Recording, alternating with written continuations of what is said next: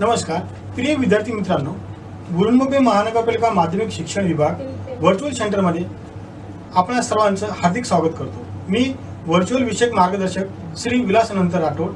आज आपण मराठी अक्षर भारती या विषयातील एका घटकाचा अभ्यास करणार आहोत। तर चला आज आपण त्या घटकाचा अभ्यास करूया। विद्यार्थी मित्रांनो, आपण मागच्या तासाला मराठी विषयामध्ये 14वा पाठ बीज पेरले गेले या पाठाच्या पूर्वार्ध भागाचा अभ्यास केला। या पाठाचे लेखक चंदू बोर्डे यांनी आपल्याला त्यांच्या जीवनामधील कहाणींचा वर्णन या पाठामध्ये केलेला आहे। लेखक जेव्हा लहान होते तेव्हा लहानपणी त्यांना कोणत्या समस्येला सामोरं जावं लागलं। नंतर लेखांच्या वडिलांची बदली पुण्याहून वडगावला झाली तेव्हा त्यांच्या बालपणावर येणाऱ्या अडचणी आणि आईवडिलांपासून दूर राहण्याची जी वेळ आली त्या वेळेला कशा प्रकारे सामोरे गेलं यांचा परिचय आपल्याला या पाठाच्या पूर्वार्ध भागामध्ये दिलेला आहे।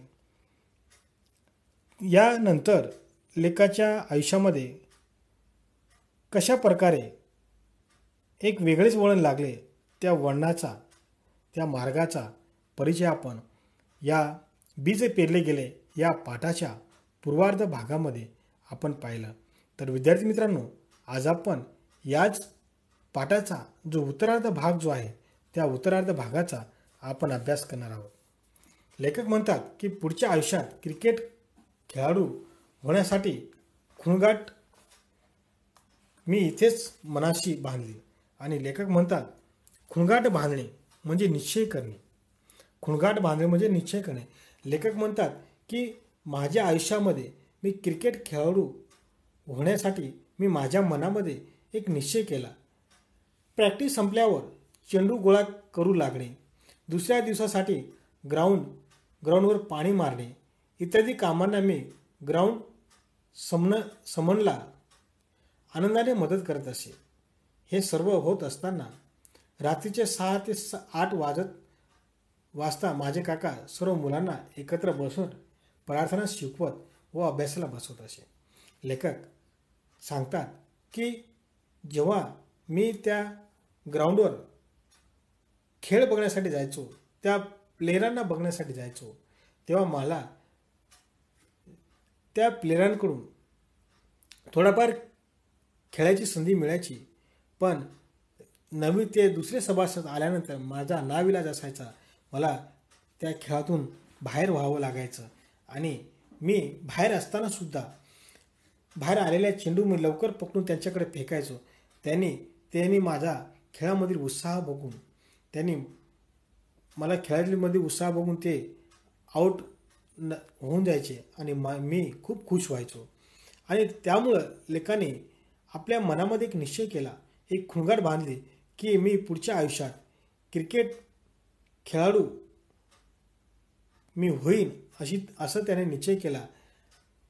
नंतर प्रॅक्टिस संपल्यावर लेखक जे तेथील ग्राउंडवर जे ग्राउंड समन म्हणून जी एक व्यक्ती काम करते त्या ग्राउंडची साफसफाई करणं, त्या ग्राउंडवर लक्ष ठेवणं अशी कामं करण्यासाठी जो ग्राउंड समन ही व्यक्ती असायची त्या व्यक्तीला लेखक मदत करायचे। हे सर्व काम जे करताना त्यांना कमीत कमी रात्रीचे 6 ते 8 वाजून जायचे। नंतर त्यांचे काका सर्व मुलांना एकत्र बसून प्रार्थना घ्यायचे व अभ्यासाला बसवायचे। लेखक कहता है कि मैंने अगली जिंदगी जीने के लिए मैंने मेरे जीवन में एक बहुत बड़ा निश्चय किया कि मैं एक क्रिकेट का मैं एक प्लेयर बनूंगा।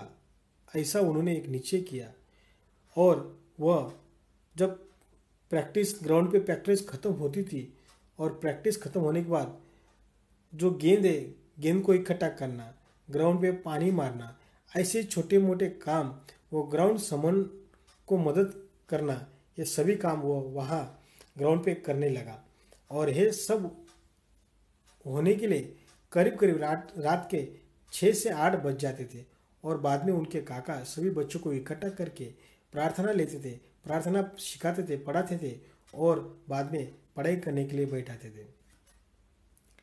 त्यानंतर एक आनंदाची गोष्ट घडली. माझ्या वडिलांची बदली परत पुण्यात झाली. माझ्या आई वडिलांना YMCA मधील खेळाडूकडून माझ्या खेळाबाबत स्तुतीवर उद्गार ऐकू येऊ लागले. ते ऐकून त्यांना आनंद वाटे. माझे वडील स्वतः व्हॉलीबॉल चॅम्पियन होते. लेखक म्हणतात की त्यानंतर माझ्या जीवनामध्ये एक असा आनंद घडला, एक अशी आनंददायी गोष्ट घडली की माझ्या वडिलांची बदली पुण्याहून वडगाव झालेली होती आणि नंतर ती बदली वडगाववरून पुण्याला झाल्यामुळं माझ्या जीवनामध्ये एक खूप मोठी आनंदाची गोष्ट घडली होती. आणि माझे वडील परत पुण्यात आल्यामुळं माझ्या आईवडिलांना या YMCA मधील खेळाडूकडून माझ्याविषयी खूप त्यांना प्रशंसा, खूप कौतुकास्पद असे उद्गार ऐकायला मिळाल्याने माझ्या वडिलांना, माझ्या आईंना खूप आनंद वाटला. माझे वडील सुद्धा एक वॉलीबॉल चैंपियन प्लेयर होते. लेखक कहता है कि मेरे जीवन में बाद में एक ऐसे खुशी वाली घटना आई कि मेरे पिताजी की बदली जो है वो पुणे से वडगांव इस गांव में हुई थी और फिर से वो बदली पुणे में होने के कारण मेरे माँ बाप यह YMCA में खेलने वाले जो प्लेयर है, इन प्लेयर के मुंह से मेरी स्तुति, मेरी प्रशंसा के शब्द उनको सुनने के लिए मिले और इसी से मेरे माँ बाप दोनों बहुत खुश हो गए थे. और मेरे पिताजी भी एक व्हॉलीबॉल चॅम्पियन प्लेयर थे. पुढे बघूया. लेखक म्हणतात त्यामुळे ते मला खेळात नेहमी प्रोत्साहन देत. एकदा दुपारी त्यांना जेवणाचा डबा घेऊन गेलो असताना त्यांनी मला दुकानात नेले व 6 रुपयास एक जुनी बॅट विकत घेऊन दिली. ती बॅट पाहून माझा आनंद गगनात मावेना. आनंद गगनात न मावणे म्हणजे खूप खुश होणे. लेखक सांगतात की माझे वडील हे व्हॉलीबॉल चॅम्पियन प्लेयर असल्यामुळं, ते सुद्धा एक खेळाडू असल्यामुळं, त्यांना सुद्धा खेळाची आवड असल्यामुळं ते मला नेहमीच खेळण्यासाठी मला प्रोत्साहन करत, मला मदत करत आणि एके दिवशी मी वडिलांचा डब्बा देण्यासाठी दुपारच्या वेळेस मी त्यांना डबा देण्यासाठी गेलो असता वडिलांनी मला दुकानात घेऊन मला 6 रुपयाची एक जुनी बॅट घेऊन दिली. आणि जेव्हा मला बॅट घेऊन दिली तर मी एवढा खुश झालो की माझा जो आनंद आहे तो आनंद गगनात मावत नव्हता. म्हणजे मी खूप ते बॅट विकत घेऊन दिल्यामुळं मी खूप खुश झालो होतो. लेखक कहता है कि जब मेरे पिताजी एक वॉलीबॉल प्लेयर थे, उनको भी खेल के प्रति बहुत दिलचस्पी थी और उनको खेल के बारे में बहुत खुशी होती थी.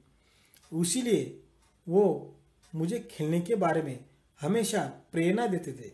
एक दिन दोपहर के समय में मैं मेरे पिताजी का टिफिन लेके देने के लिए उनके पास गया तो मेरे पिताजी ने मुझे एक दुकान में लेके गए और एक पुरानी बैट, 6 रुपए की पुरानी बैट मुझे खरीद के दी. उस समय मैं इतना खुश हुआ कि मेरी खुशी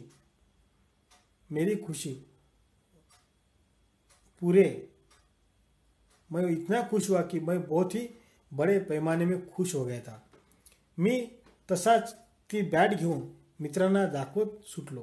त्यावेळेस वडिलांचा मासिक पगार अवघा 24 रुपये होता. माझे वडील अभ्यास व शाळा या बाबतीत फार कडक असत. एकदा मी शाळा चुकून ग्राउंडवर क्रिकेटचा एक मित्रत्वाचा सामना पाहत बसलो होतो. वडील घरी आले तेव्हा त्यांनी मला पाहिले व संतापाने छड्या मारत शाळेत नेऊन बसवले. त्या क्षणापासून मी शाळा मात्र कधीच चुकवली नाही. आणि लेखक म्हणतात की जेव्हा मला माझ्या वडिलांनी एक जुनी बॅट, 6 रुपयाची बॅट विकत घेऊन दिली तेव्हा मी खूप खुश झालो आणि ती बॅट घेऊन मी माझ्या सगळ्या मित्रांना दाखवत सुटलो.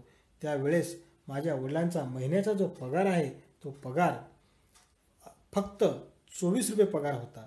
आणि माझे वडील, लेखक सांगतात की माझे वडील अभ्यासाच्या बाबतीत आणि शाळेच्या बाबतीत खूप कडक होते.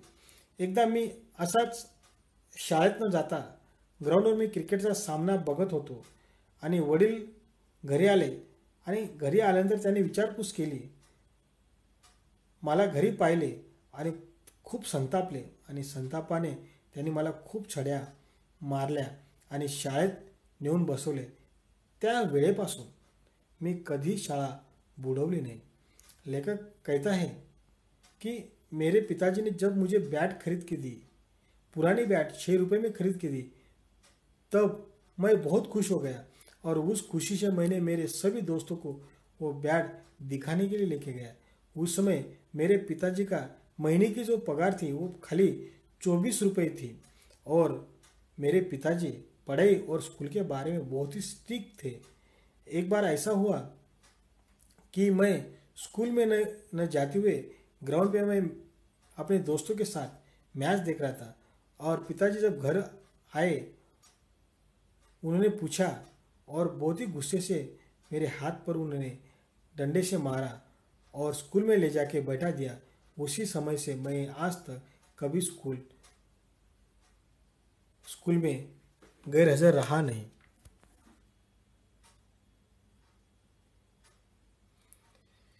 1945 साली भारत ऑस्ट्रेलियन सर्व्हिसेसचा एक क्रिकेट संघ पुण्यात आला होता.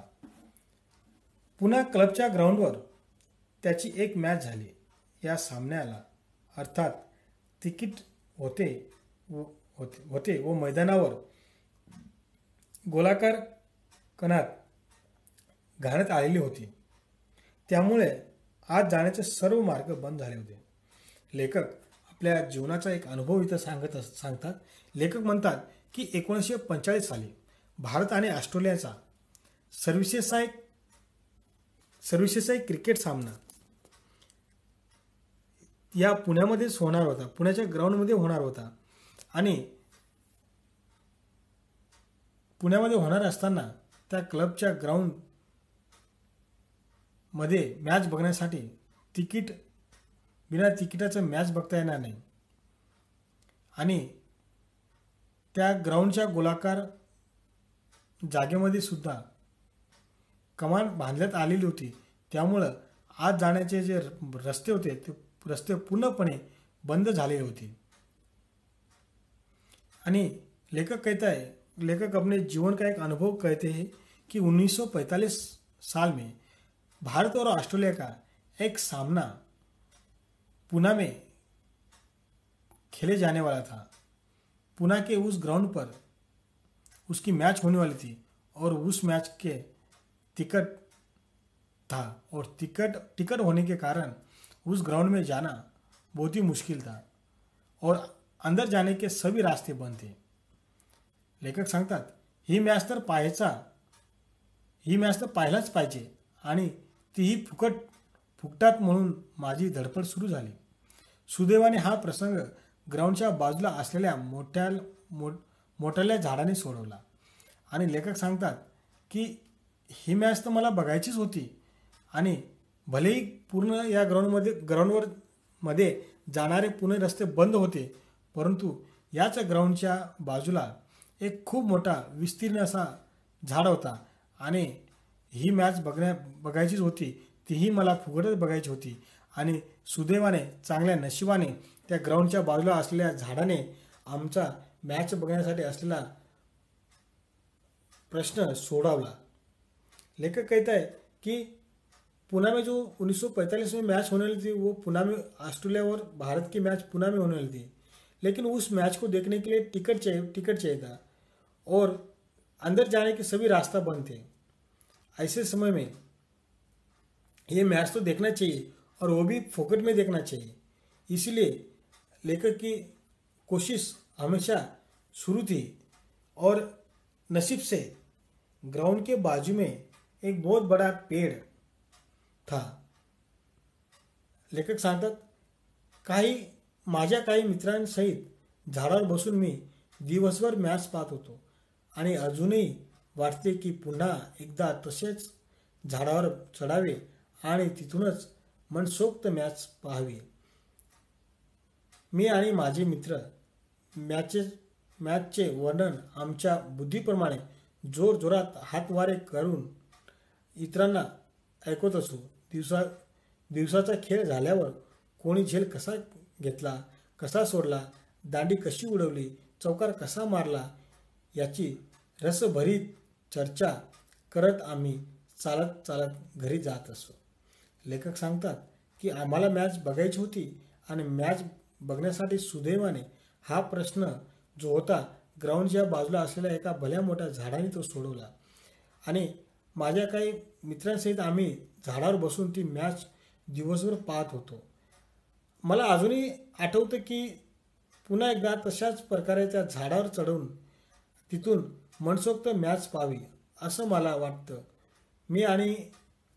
लेखक म्हणतात मी आणि माझे मित्र आम्ही मॅचचं वर्णन आमच्या बुद्धीला जसं समजेल त्याप्रमाणे आम्ही जोरजोरात हातवारे करून हाताचा इशारा करून आम्ही मॅच इतरांना सांगत असू. दिवसभरात झालेल्या खेळावर कोणी झेल कसा सोडला, दांडी कशी उडवली, चौकार कसा मारला याची चर्चा आम्ही करत असे. लेखक कहता है कि नसीब से हमारा उस मैच देखने का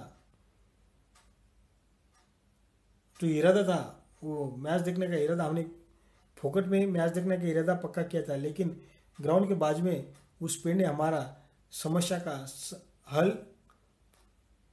पूरा किया और उस पेड़ पे बैठकर हम मेरे कुछ दोस्तों के साथ मैंने वो दिन भर वो मैच देखा. अभी भी मुझे वो मैच देखने का अनुभव, खुशी अभी भी मुझे याद आती है. मैं और मेरे दोस्त उस मैच का हमारे बुद्धि को जैसे समझ में आया होगा उसी हिसाब से हम लोग वो हाथ के इशारे से हम लोग मैच का वर्णन हम लोग दूसरे के पास करते थे. उसने कैसा कैच छोड़ा, आउट कैसे किया, चौका कैसे मारा, ऐसे चर्चा वो घर जाते समय करते थे. लेखक सांगतात ही मॅच पाहिल्यावर तिचा माझ्यावर मनावर फारच परिणाम झाला. विशेषतः मॅच संपल्यावर खेळाडूंच्या स्वाक्षऱ्या घेण्यासाठी जी धडपड उडते तेव्हाचे ते दृश्य काळजात भिडले. लेखक सांगतात माझ्या जीवनामध्ये मी जेव्हा ती मॅच पाहिली ती मॅच पाहिल्यानंतर माझ्या जीवनामध्ये खूप मोठा परिणाम झाला. विशेषतः म्हणजे मॅच संपल्यानंतर खेळाडूंची सही घेण्यासाठी जी लोकांची गर्दी येते तेव्हाचे जे दृश्य असतं ते दृश्य म्हणजे माझ्या हृदयाला भिडलेलं होतं. लेखक कहता है मैंने जो पहली बार वो मैच देखा और उस मैच देखने बाद मेरे मन में बहुत बड़ा परिणाम हुआ. विशेषतः वो जो परिणाम था वो परिणाम ये था कि मैच खत्म होने के बाद प्लेयर की जो साइन लेने के लिए जो भीड़ आती है ये दृश्य मेरे हृदय में पहुंच गया.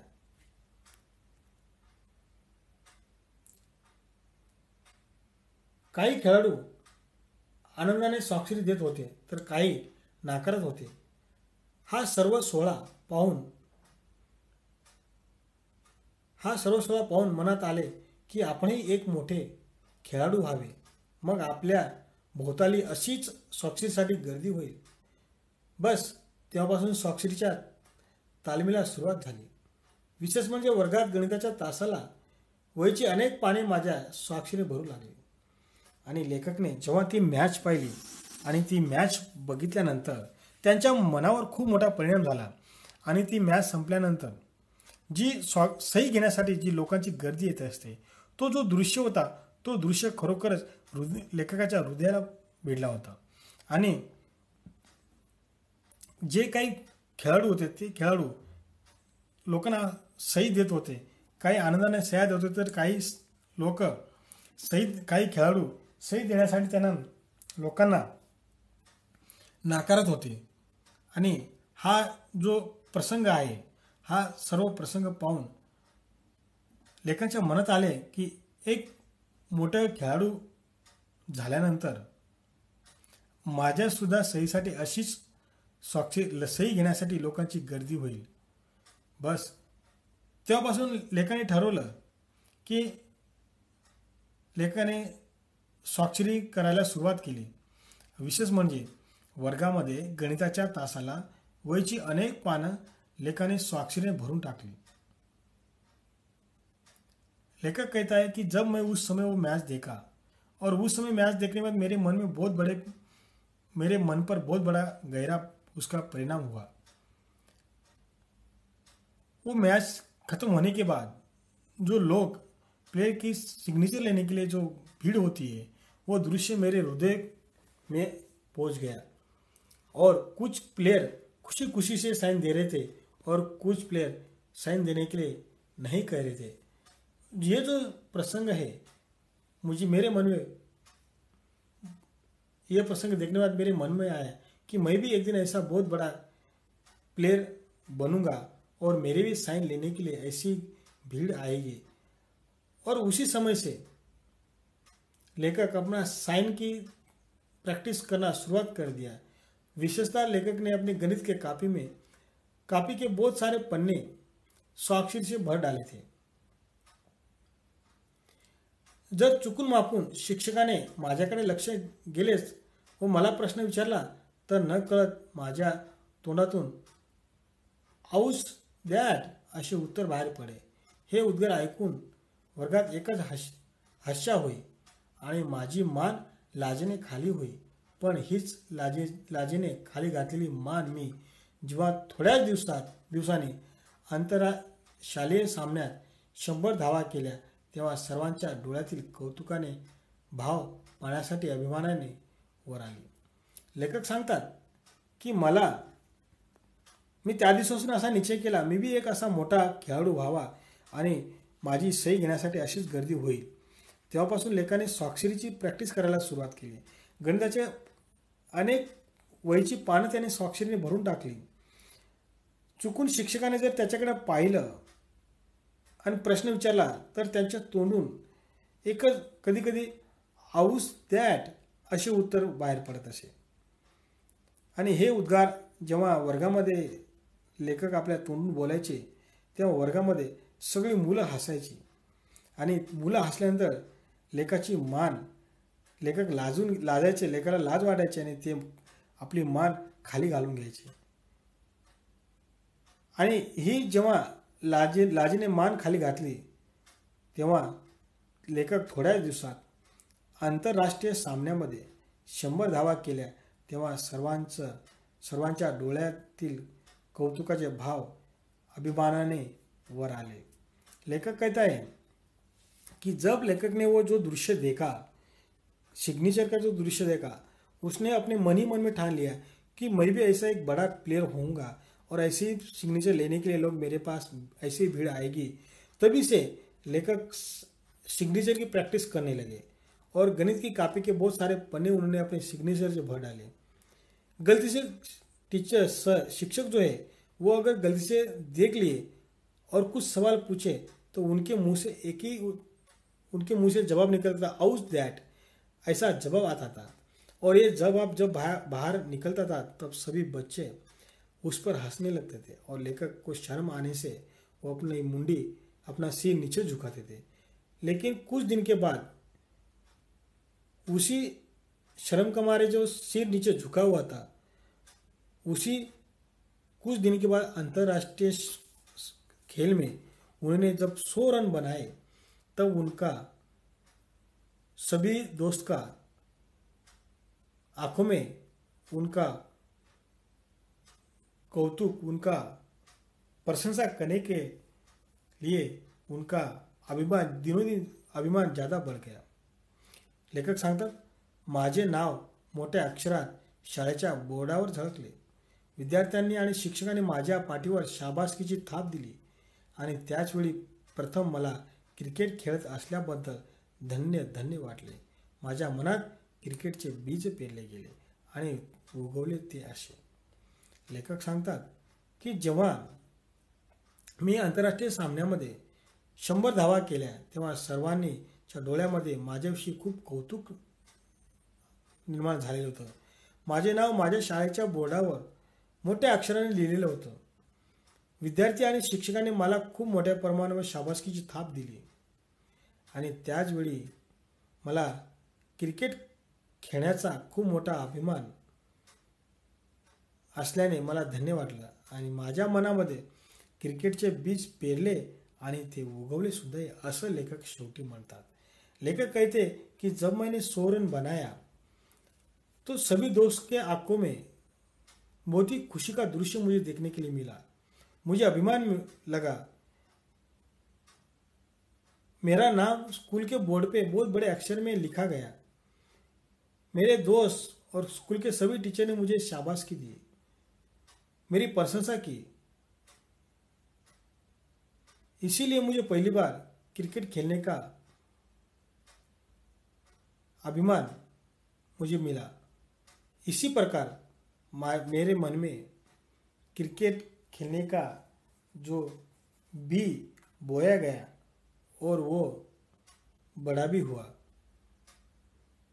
ऐसे लेखक अंत में कहते हैं.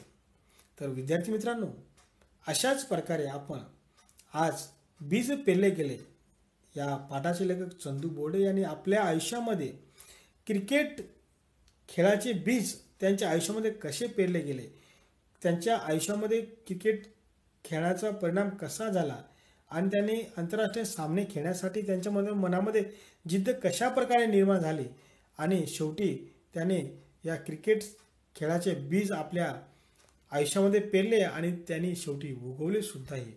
अशा प्रकारचे प्रेरणादायी पाठ आपल्याला या चंदू बोर्डे लिखित बीज पेरले गेले या पाठामध्ये आपल्याला अभ्यासाला मिळालं. अशा प्रकारे आज आपण या पाठाचा अभ्यास केला. धन्यवाद. अशा प्रकारे आज आपण या घटकाचा अभ्यास केला. हा घटक तुम्हा सर्वांना उत्तम प्रकारे समजला असेल अशी आशा करतो. जर तुम्हाला हा घटक समजला नसेल तर तुम्ही यूट्यूबवर हा घटक पुन्हा पाहू शकता. या घटकाकरिता आपण आमच्या या यूट्यूब चॅनलला लाईक व सबस्क्राईब करायला विसरू नका. तर चला पुन्हा भेटूया पुढच्या घटकाला. धन्यवाद.